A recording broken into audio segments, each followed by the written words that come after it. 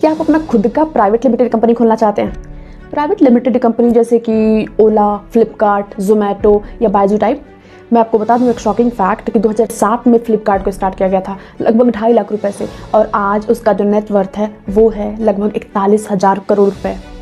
तो आज के वीडियो में मेनली यही बताने वाली हूँ कि आप अपना खुद का प्राइवेट लिमिटेड कंपनी कैसे खोल सकते हो, उसके कौन कौन से स्टेप्स फॉलो करने पड़ते हैं आपको।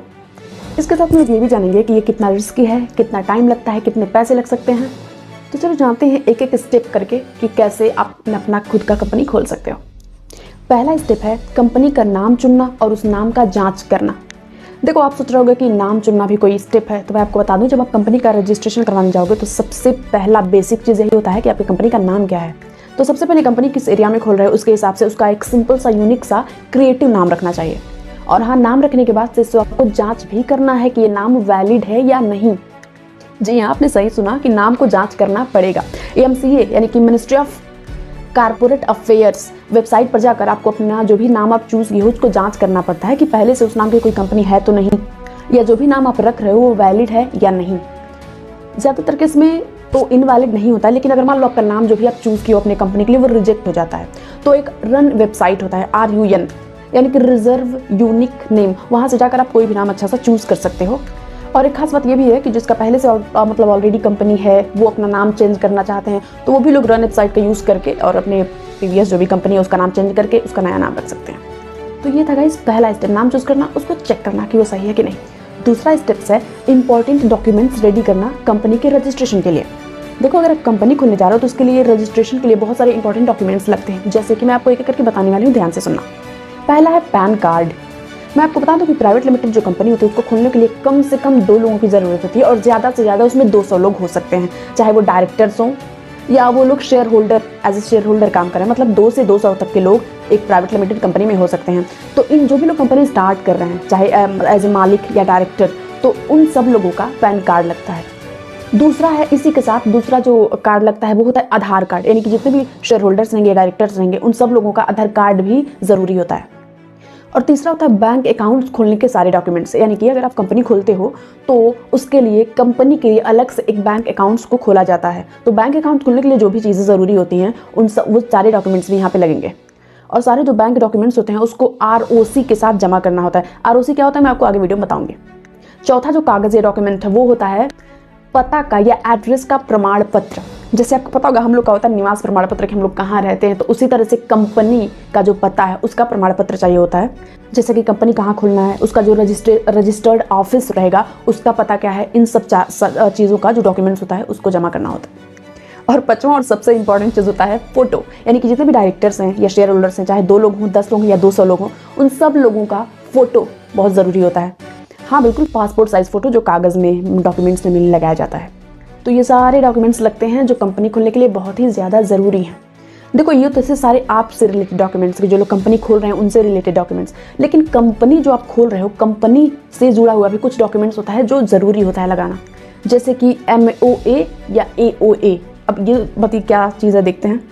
पहला जो डॉक्यूमेंट्स होता है जो इंपॉर्टेंट होता है वो होता है MOA यानी कि मेमोरेंडम ऑफ एसोसिएशन। जब हम कंपनी का रजिस्ट्रेशन करवाने जाते हैं तो उसके लिए जो ये मेमोरेंडम वाला कागज़ होता है वो बहुत ज़्यादा ज़रूरी होता है। इसमें मेनली कंपनी के उद्देश्य होते हैं कि कंपनी कैसी है, उसका पर्पज़ क्या है, कंपनी के अधिकार क्षेत्र क्या क्या हैं, इसके अलावा कंपनी का नाम क्या है, उसका पता क्या है, उसमें कितनी पूंजी लग रही है, ये सब सारी चीज़ें एकदम डिटेल में मेंशन होती हैं। ये इंपॉर्टेंट डॉक्यूमेंट्स इसलिए माना जाता है क्योंकि इस डॉक्यूमेंट्स में जो भी शेयर होल्डर्स हैं, यानी कि जो भी कंपनी के मालिक हैं, उनकी पावर्स क्या क्या हैं, या जो भी डायरेक्टर्स हैं उनकी पावर क्या है, कंपनी में मान लो कोई विवाद हो गया, कोई झगड़ा हो गया, कोई पंगा हो गया, तो उसका समाधान क्या है, ये सारी चीज़ें बहुत डिटेल में दी होती हैं। इसके अलावा जो दूसरा इंपॉर्टेंट डॉक्यूमेंट होता है वो होता है AOA यानी कि आर्टिकल्स ऑफ एसोसिएशन। देखो, जो AOA होता है उसमें मेनली दिया होता है कंपनी के रूल और रेगुलेशंस के बारे में, यानी कि कंपनी का जो इंटरनल मैनेजमेंट होगा उसके रूल्स क्या हैं, क्या क्या मतलब मैनेजमेंट ज़रूरी है, जैसे कि कंपनी के मीटिंग्स कब होनी चाहिए, या जैसे बोर्ड मीटिंग्स आप लोग सुनोगे, सीरियल्स में देखे होगे, बोर्ड मीटिंग्स होते हैं तो उसके जो भी रूल्स हैं वो इसमें दिए होते हैं। इसके अलावा जो कंपनी में मतलब CEO के लिए या इन सब चीज़ों के लिए वोटिंग्स होती हैं, वोटिंग के जो रूल होते हैं वो भी AOA जो कागज़ होता है उसमें दिया होता है। तो एक तरह से AOA या MOA बहुत ज़्यादा इंपॉर्टेंट है, इसके बिना आपका मोए मोए हो सकता है। चौथा स्टेप है सबसे इंपॉर्टेंट प्रोसेस जिसके लिए हम सारी ये कागज़ की तैयारी कर रहे थे, कंपनी का रजिस्ट्रेशन। सारे डॉक्यूमेंट्स जब रेडी हो जाते हैं तो डॉक्यूमेंट्स रेडी होने के बाद से सबसे पहले हम लोग को भारतीय कंपनी अधिनियम के तहत कंपनी का रजिस्ट्रेशन करवाना होता है। देखो, जो कंपनी का रजिस्ट्रेशन है वो ऑनलाइन भी हो सकता है और ऑफलाइन भी हो सकता है। जो कंपनी का रजिस्ट्रेशन होता है वो ROC यानी कि रजिस्ट्रार ऑफ कंपनी के पास होता है। ROC की बात करें तो ये एक अधिकारी होता है जो भी इंपॉर्टेंट डॉक्यूमेंट्स होते हैं कंपनी रजिस्ट्रेशन के लिए, उन सबका जांच करके और कंपनी को रजिस्टर्ड करता है, रजिस्ट्रेशन करता है। यानी कि जितने भी डॉक्यूमेंट्स अब तक हम लोग रेडी कर रहे थे उन सारे डॉक्यूमेंट्स को लाकर जो ROC होता है, रजिस्ट्रार, उसके पास जमा करना होता है, जिससे हम लोग की कंपनी का रजिस्ट्रेशन हो जाता है। बहुत से लोग जानना चाहते हैं कि कंपनी का रजिस्ट्रेशन होता कहाँ है या कहाँ करवाया जाता है। तो मैं आपको बता दूँ, जो कंपनी का रजिस्ट्रेशन है वो MCA वेबसाइट या मिनिस्ट्री ऑफ कॉर्पोरेट वेबसाइट पर होता है ऑनलाइन। इसके अलावा अगर आपको ऑफलाइन करवाना है तो MCA ऑफिस आपके आसपास कहीं भी निकट में हो, वहाँ पे जाकर आप इसको ऑफलाइन भी करा सकते हो। पूरे डॉक्यूमेंट्स को रेडी करके रजिस्ट्रार से मिलने के बाद से, पूरे डॉक्यूमेंट्स को जमा करने के बाद से लगभग 20 से 25 दिन लगते हैं और आपकी कंपनी का रजिस्ट्रेशन हो जाता है।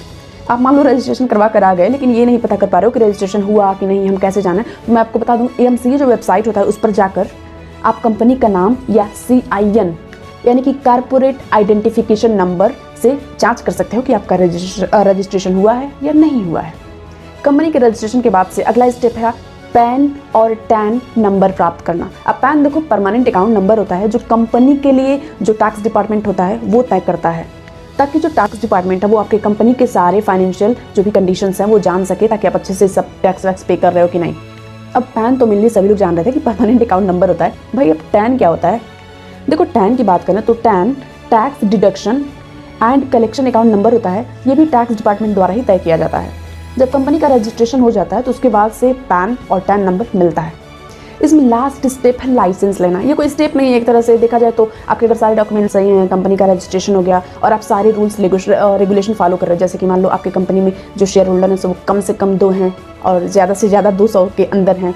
इसके अलावा अगर आपके सारे डॉक्यूमेंट्स जितने भी थे, जैसे AMOA हो गया या AOA हो गया, ये सारे सही हैं तो आपको ईजिली लाइसेंस मिल जाता है।